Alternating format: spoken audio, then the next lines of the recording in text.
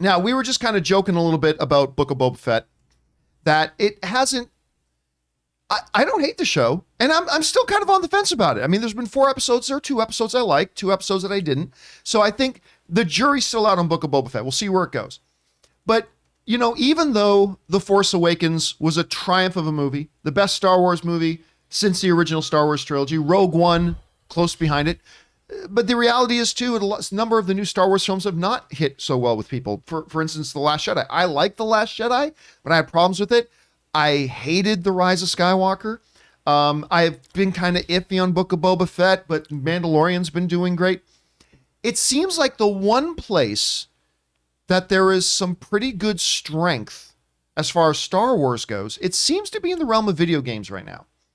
Because I wasn't a big fan of Battlefront 1, but I did like Battlefront 2. I played a bunch of Battlefront 2. Then they came out with that new simulator. I can't remember. It's kind of like a throwback to the old X-Wing and TIE Fighter games. I can't remember the name of it, but I played a bunch. What's it called, Ray? Do you remember? Rebel. Was it just Squadron? It might have been just Squadron. Yeah, Squadron might have been the name of it. Right. So I remember I played a bunch of that because, again, one of my, other than World of Warcraft, X-Wing and TIE Fighter are probably the games I spent more hours of my life playing than any other kind of game. So that took me back to that. And then there was Jedi Fallen Order. Oh, so good. Jedi Fallen Order kind of came out and everybody was hoping it would be good. And it delivered on all fronts. The gameplay was great.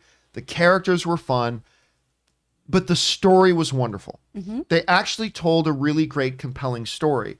You know, and they did such a wonderful job with it. Everybody talked about it. And it actually introduced through the game an actual new favorite chapter for a lot of people in the Star Wars story. You know, I think it takes place about 15 years before the events of the original Star Wars movie. And you got the new Cal, who's the new Jedi character. You know, the Inquisitors are hunting him. There's a mystery with one of the Inquisitors. He comes across a Jedi. He was a Jedi Padawan. He's been in hiding since the Purge and all that kind of stuff. And a wonderful ending. The ending of this game. Now, I will confess, I didn't play the game all the way through. Okay. I played about 3 or 4 hours of the game, and then I just watched the like 9-hour cutscene movie. And then I watched the way. And the ending, for those of you who have not played the game or know the game, I won't give it away, but it is fantastic. The ending of the game is absolutely fantastic. There's a moment where there's kind of dead silence, and then you just hear a sound. And it's the sound that everybody said, WTF, across the world as they were playing the game. If you played it, you know what I'm talking about. Anyway, but there's been all quiet on that front as far as another Jedi Fallen Order. Well, now it's official. It is confirmed. EA announced today that they're developing 3 new Star Wars games. One is a first-person shooter. One's kind of a strategy game. But the one everybody's talking about most is going to be Jedi Fallen Order 2. Yeah, they are now officially moving forward with it, and that's got a lot of people excited. It's got me excited. Hell, I'm just as excited to go and watch the cutscene movie of it as I am about trying to play the game, especially on the new PS5. Thank you again, Ryan, for getting me that. Anyway, so this is pretty exciting news. Again, I think this is relevant because over the last couple of years, the video game side of Star Wars seems to be the place where there's been not universal satisfaction, but at least the most satisfaction in general, I think, with a lot of people, Fallen Order being a big part of that. You know, Chris, I know you were a big thing of Jedi Fallen Order. Mm-hmm. Like, what do you think about this news? Why did it take so long? Where do you think they can go with this story? What are your thoughts? I am so excited about this. I love this so much. I love Cal so much. BD1, come on. It's so, so good. And we've got a really, really great place where we left off, too, without giving anything away. You know, I mean, this isn't a big spoiler, but Darth Vader knows that Cal's alive, so we've got a lot to play with here, right? And I think it took time just because we want to make sure that story still holds up, right? Star Wars, typically, the sequel's been the best. You know, I'm an Empire girl. So we want installation number 2 to be a really, really strong story in here as well, as I think.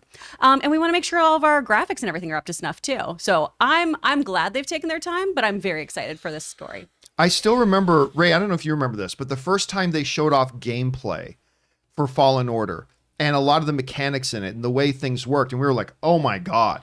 Yeah. Like, and I remember, I think we were all sitting in the room when they first showed this off, and we were like, the game isn't actually going to play this well. And it actually did play this well. Yeah. It actually does play this well.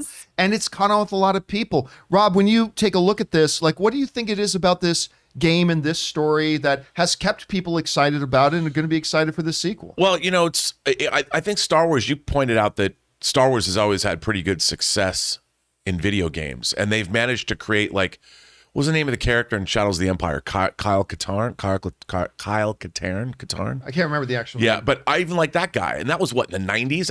That was a Nintendo, that was 64.